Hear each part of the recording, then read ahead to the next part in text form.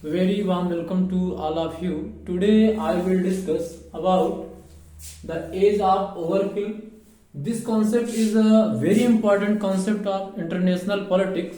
तो आज हम इसी विषय पर चर्चा करेंगे। और मित्रों, जो अतिमारकता का युग है, द एज ऑफ ओवरकिल, ये 20th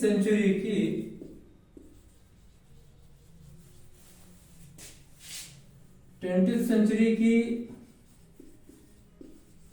अवधारणा है।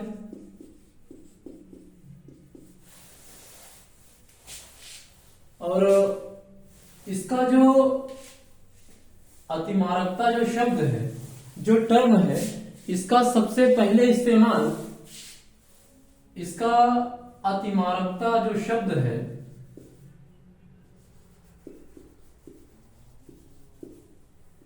अतिमारकता ओवरकिल जो शब्द है, जो टर्म है, इसका सबसे पहले इस्तेमाल जॉन मेडारिस ने किया था।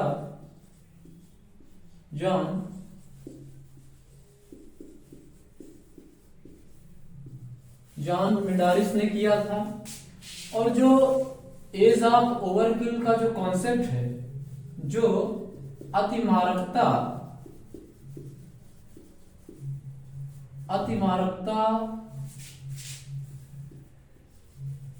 का युग की जो ये अवधारणा है, इसको दिया मैक्स लर्नर ने।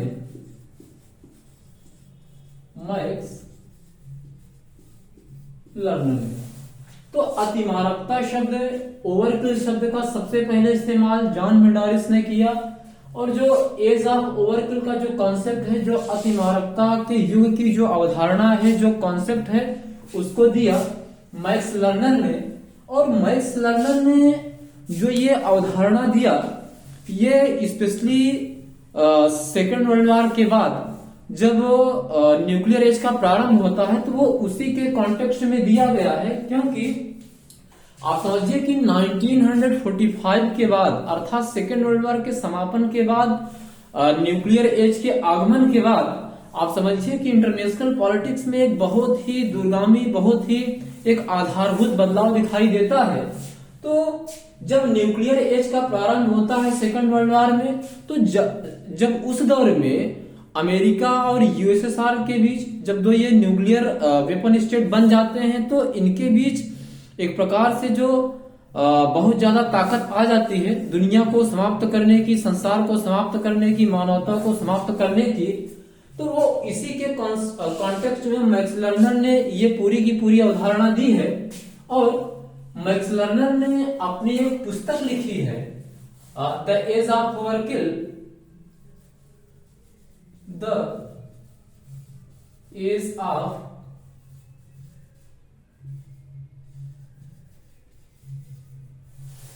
ऑफ ओवरकिल 1962 में। द एज ऑफ ओवरकिल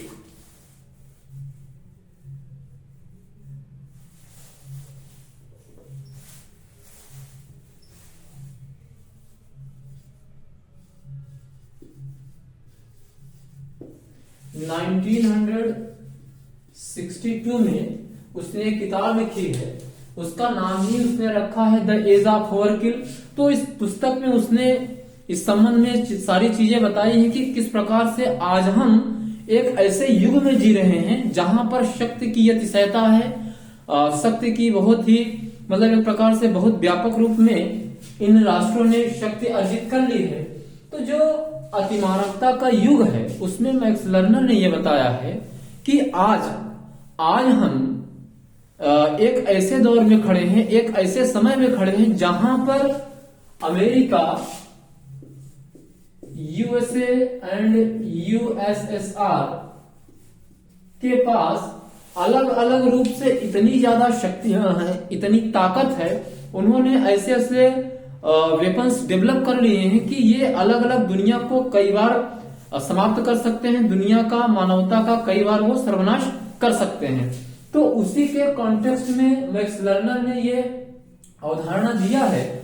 और मैक्स लर्नर ने ये बताया है कि जो ये अतिमारकता है, जो ओवरकिल है, इस ओवरकिल के बैकग्राउंड में अतिमारकता की पृष्ठभूमि में मैक्स लर्नर ने इंटरनेशनल पॉलिटिक्स के बदलते हुए स्वरूप की चर्चा किया है और उसने ये बताया है कि किस प्रकार से न्यूक्लियर एज के प्रारंभ में, न्यूक्लियर एज के आगमन की वजह से इंटरनेशनल पॉलिटिक्स का जो पूरा का पूरा जो स्वरूप है, उसका जो नेचर है, किस प्रकार से उसमें बदलाव आ जाता है। और उसने अतिमारकता के कॉन्टेक्स्ट में ही इंटरनेशनल पॉलिटिक्स में जो बदलाव आया उसी के संदर्भ में उसने व्याख्या की है इस अवधारणा के अंतर्गत। और उसने ये दिखाया है कि देखिए, जब से इंटरनेशनल पॉलिटिक्स में न्यूक्लियर वेपन्स का आगमन होता है, न्यूक्लियर एज की शुरुआत होती है, तो किस प्रकार से इंटरनेशनल पॉलिटिक्स में एक बहुत ही आधारभूत बदलाव आता है, बहुत ही आधारभूत परिवर्तन होता है। और जैसे मैं आपके सामने 3 प्रश्न रख रहा हूं तो उससे बातें बिल्कुल स्पष्ट हो जाएंगी। जैसे 1945 अगस्त, 6 अगस्त और 9 अगस्त,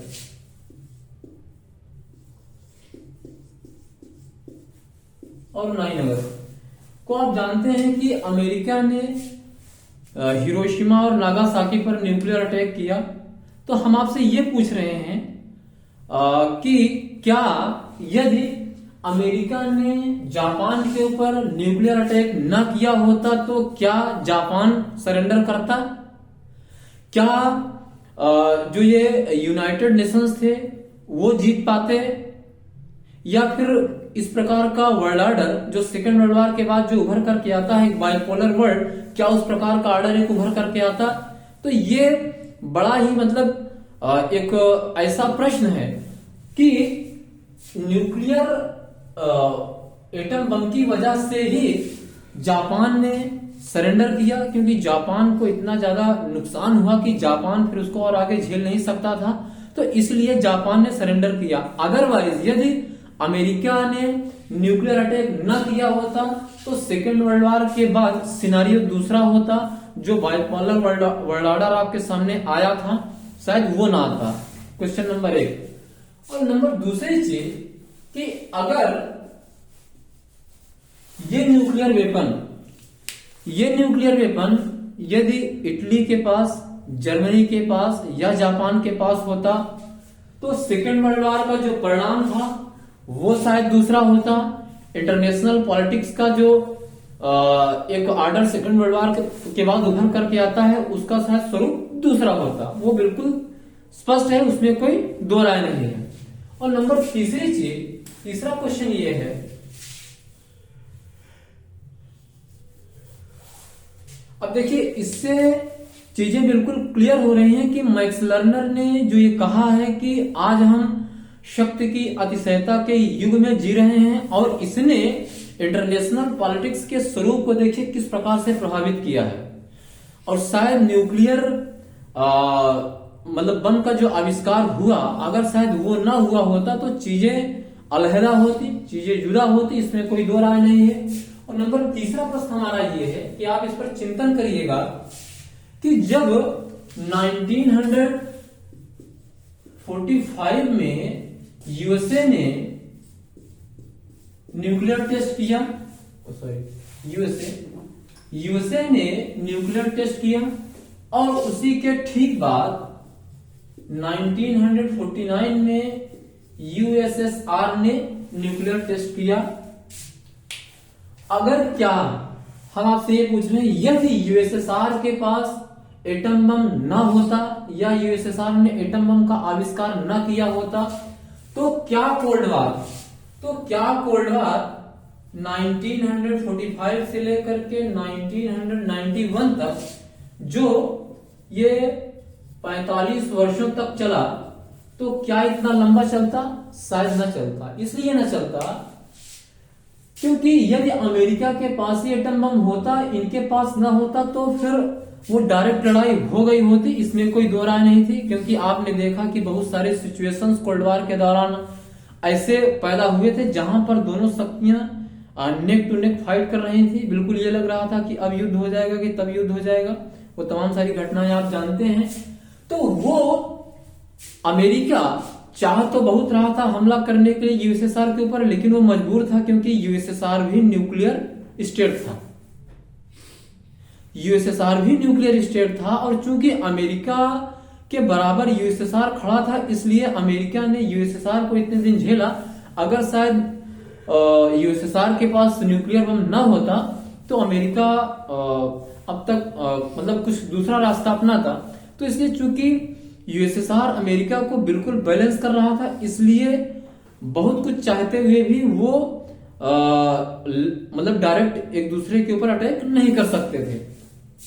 तो हमारे अब जैसे कि जो क्यूबा क्राइसिस है, आप देख रहे हैं कि किस प्रकार से नाकेबंदी होती है, दोनों शक्तियां आमने सामने आ जाती हैं, बिल्कुल एकदम से बहुत ही सीवियर कंडीशन बन जाती है, लेकिन अंततः दोनों शक्तियां पीछे हटने पर तैयार होती हैं, पीछे हटने को तैयार हो जाती हैं, क्योंकि जानती हैं कि भाई अगर न्यूक्लियर अटैक करेंगे तो फिर दोनों को नुकसान होगा, उसमें से कोई बचेगा नहीं, और वो क्षति इतनी ज्यादा होगी कि उसकी भरपाई कभी भी नहीं की जा सकती है।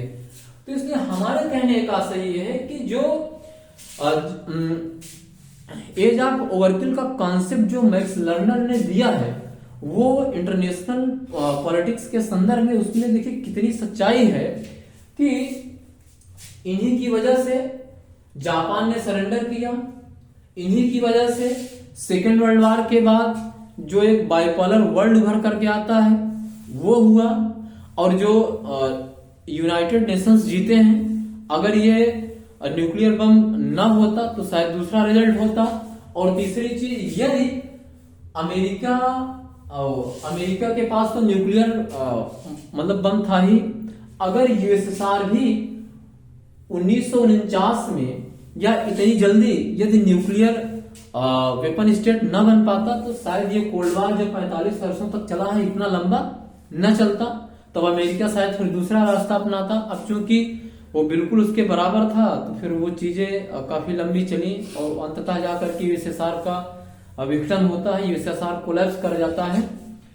तो हमारे कहने का आशय है कि जो अतिमारकता का जो युग है, जो एज ऑफ ओवरकिल का जो कॉन्सेप्ट है, वो बहुत ही इंपॉर्टेंट है और इंटरनेशनल पॉलिटिक्स में इसने एक बड़ा ही इंपॉर्टेंट रोल प्ले किया है। इसने इंटरनेशनल पॉलिटिक्स की जो दशा है, दिशा है, उसको किस प्रकार से प्रभावित किया है।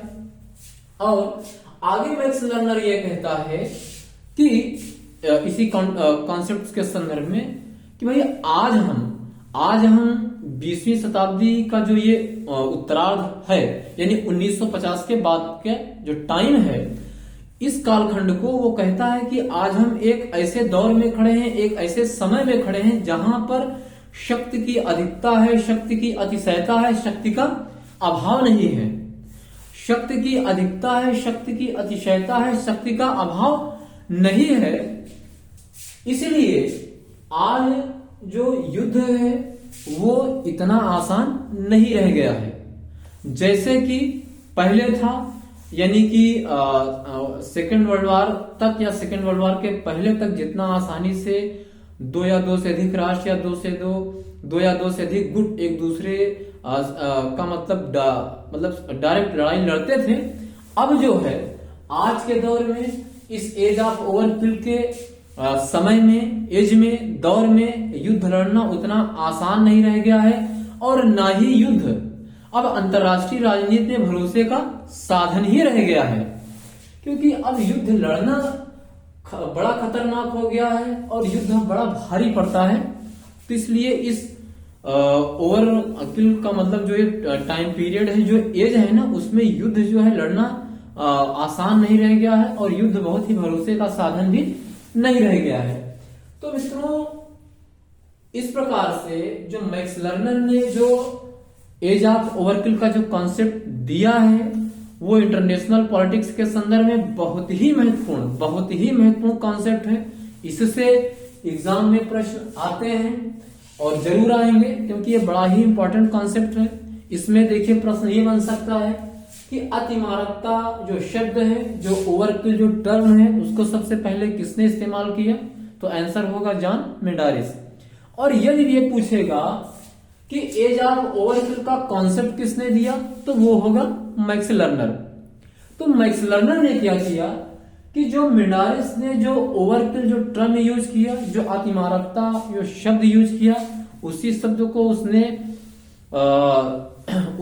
को उसने आगे बढ़ाया और इंटरनेशनल पॉलिटिक्स में जो बदलाव हो रहा था सेकेंड वर्ल्ड वॉर के बाद, तो उसने अतिमारकता की पृष्ठभूमि में ही उसको परिभाषित करने की कोशिश किया, उसकी व्याख्या करने की कोशिश किया। तो ये रहा मित्रों अतिमारकता का जो कॉन्सेप्ट है। आप सभी को बहुत बहुत धन्यवाद। नमस्कार, गुड नाइट, बाय।